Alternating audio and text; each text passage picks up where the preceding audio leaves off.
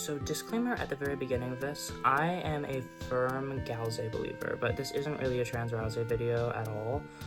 It's wholly irrelevant to the theory at hand. Ralsei has yet to be canonically confirmed as trans, and it'd actually be odd if Ralsei were a real closeted trans person who's private about it, to assume that they're an egg and choose what pronouns you want to use for them. Ralsei is a fictional character. There's nothing wrong at all with using she, her, or they, them for Ralsei. They don't exist. But for the sake of having a discussion specifically about canon and about something I think is true right now at this moment in the story, I will use he, him for Ralsei in this video. If it goes anywhere, which it probably won't, then I would definitely be making a trans Ralsei analysis later. And because that'll be working off the idea that Ralsei will transition later, in that video I would use she, her for Ralsei. I hope that makes sense. Sorry if it doesn't. I'm not being transphobic at all. I'm literally trans, if you can't tell. It's just that this theory is not dependent on trans Ralsei, and trans Ralsei really is even less dependent on this theory.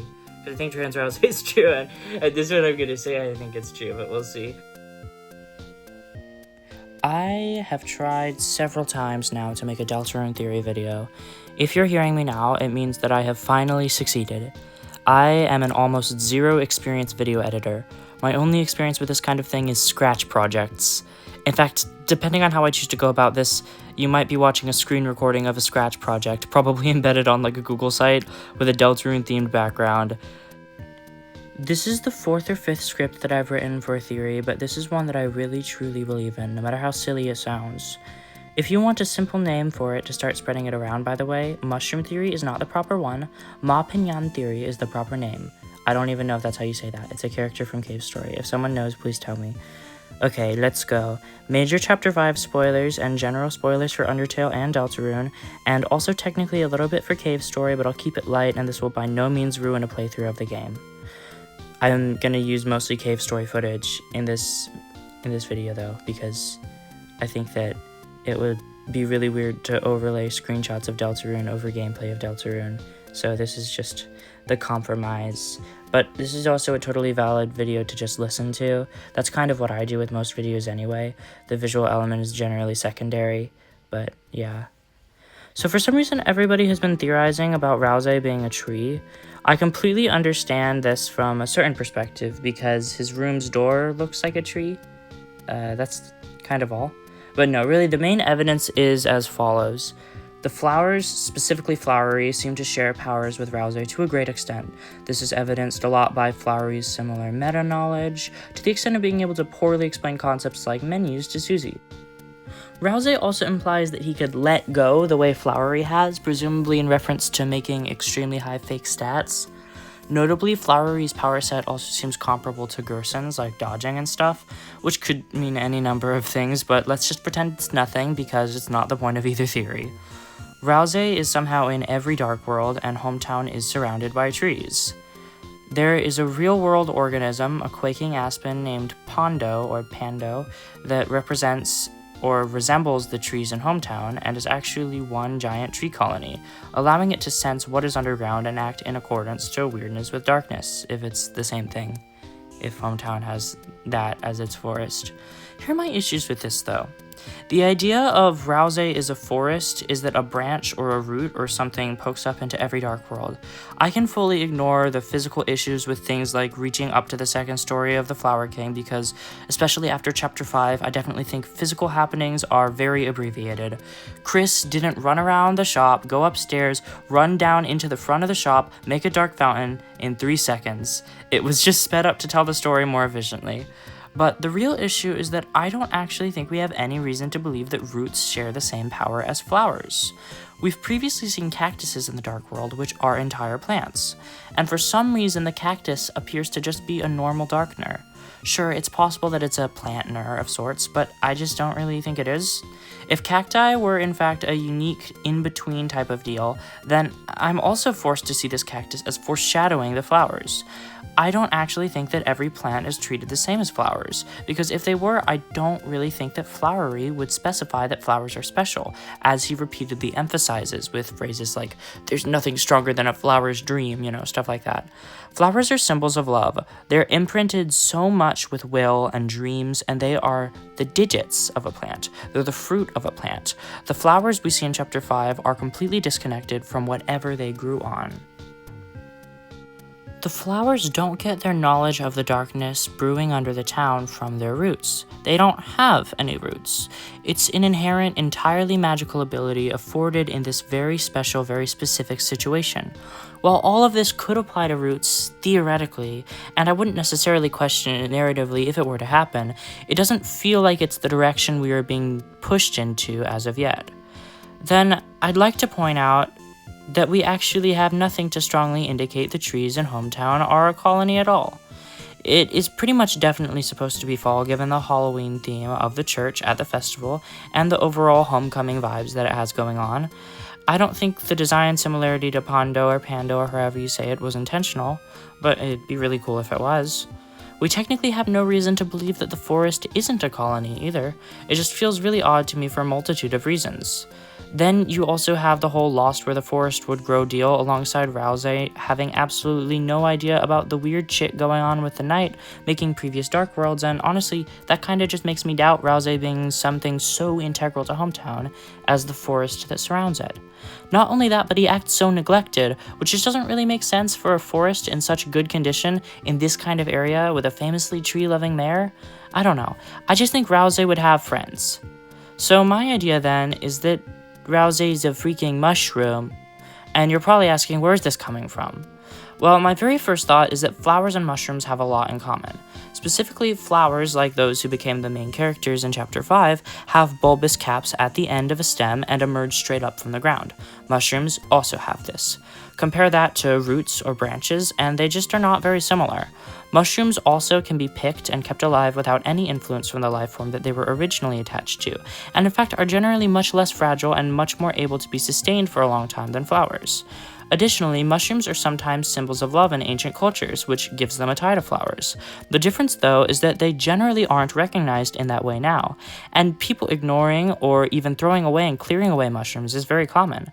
I live on a relatively sprawling piece of land that has several mycelium below it, so we wind up with lots of mushrooms, but most people I know who have mushrooms around their houses don't even pick them because they don't know which ones are edible. Mushrooms are neglected. People don't really care when they see them. The main thing that makes me love this idea so much is that Ralsei pops up in every Dark World. A mycelial network functions a lot like a tree colony, but it works so much better for a character who detects dark presence.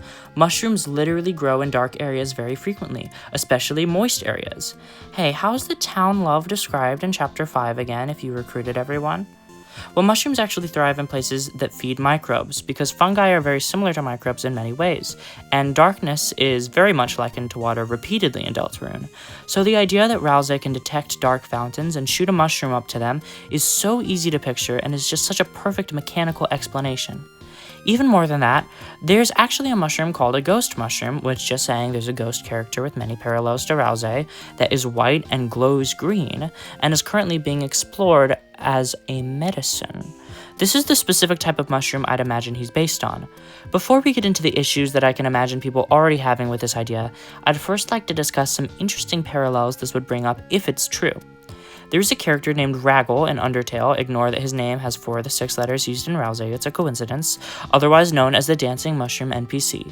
This mushroom is judgmental if you kill people, which Ralsei encourages pacifism, and feels completely trapped to where he was born, not unlike Ralsei's feeling of being trapped within what the prophecy demands of him. This is an interesting little parallel that I rather like.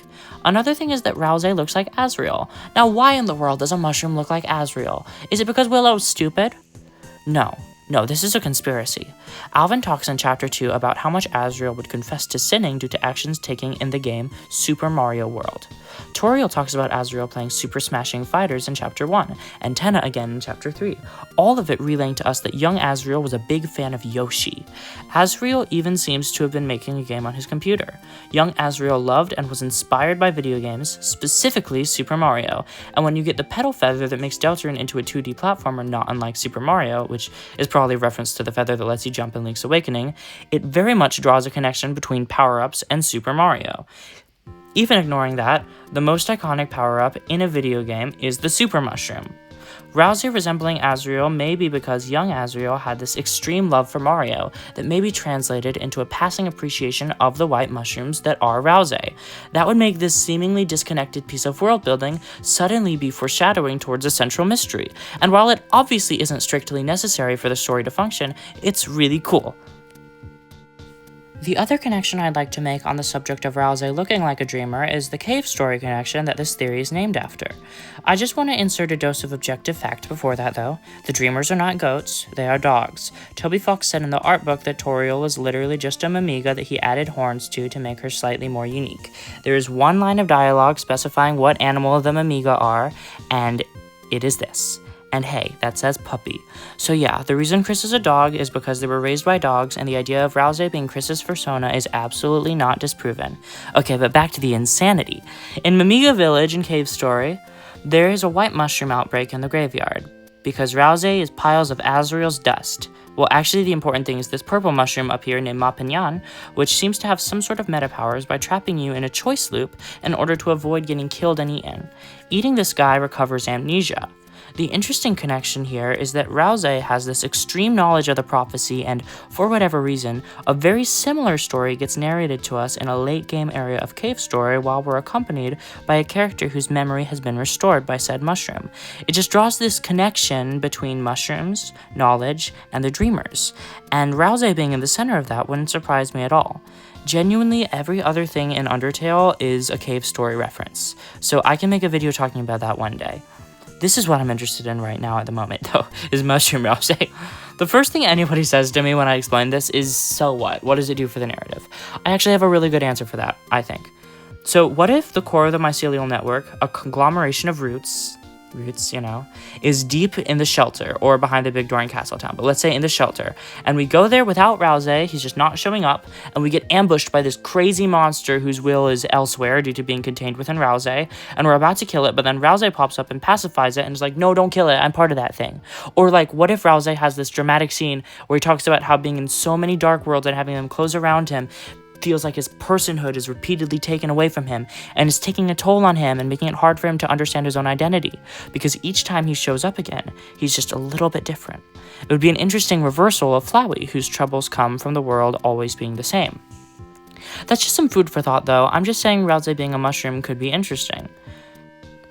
Another issue that people pose is that Ralsei has a colored talk sprite, unlike the flowers. To that I say, they also have colored talk sprites? Maybe you think those don't count. Well, even Flowery is just hiding his color in his eyes.